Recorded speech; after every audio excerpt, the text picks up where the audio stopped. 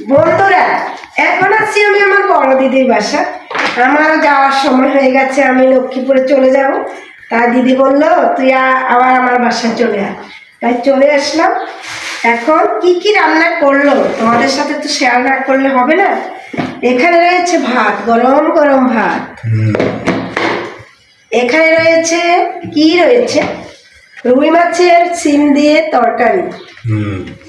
খুব মজা হয়, আমার বড় দিদি রান্না খুব টেস্টি। এখানে রয়েছে লাল শাক দিয়ে লাল শাক।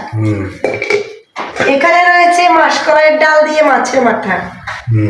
আর লাস্টে কি দেখাবো বন্ধুরা বলো তো, একটা কিছু তো দেখাবো, খুব ফেভারিট, খুব আকর্ষণীয়। এটা এখন একটু সুন্দর করে দেখাবো। চিকেন কষা। আমার দিদি চিকেন কষা রান্না করেছে, একদম মরিচ বাটা দিয়ে চিকেন কষা রান্না করেছে। আমার দেখি মুখে জল চলে আসলো বন্ধুরা। তো খেয়ে তোমাদেরকে আমি এটা বলবো। এ পর্যন্তই আজকের ভিডিও, আবার দেখা হবে আগামী কোনো ভিডিওতে। দিদির বাসা, বড় দিদি মানে আমার মায়ের বাসা বলতে পারো। তো এখানে আমরা সবাই আসি, আমরা বোনেরা সবাই আসি। তো এখন আমরা এই যে আসছিলাম, দিদি বললো যে একটা পিঠা বানিয়ে নেব, খেয়ে নিস। তো এখন আমি চিতল পিঠা করেছে, চিতল পিঠাটা আমি একটু বললাম যে আমি একটু ট্রাই করি কেমন হয় আমার হাতে। এখন সেই চেষ্টাই করছি বন্ধুরা, কেমন হবে কে জানে। তো দেখো বন্ধুরা, করতে থাক। তো এবার ঢেকে দেব, করতে থাক।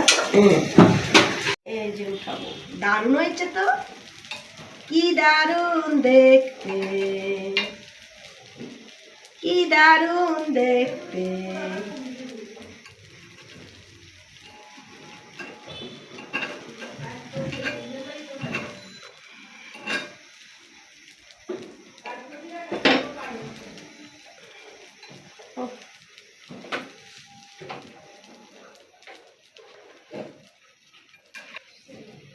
আমাকে যেমন থেকে আপনি উড়ে গেল।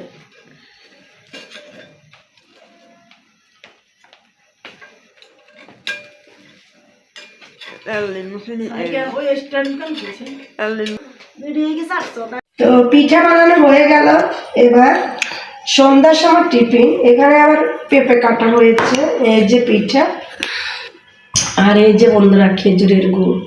এগুলো খাঁটি গুড়, একদম খাঁটি গুড়। এখন আমি খাচ্ছি, দারুণ লাগছে তো।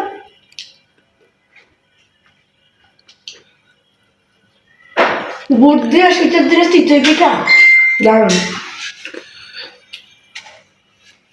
তোমরা কে কে খাবে চলে আসো।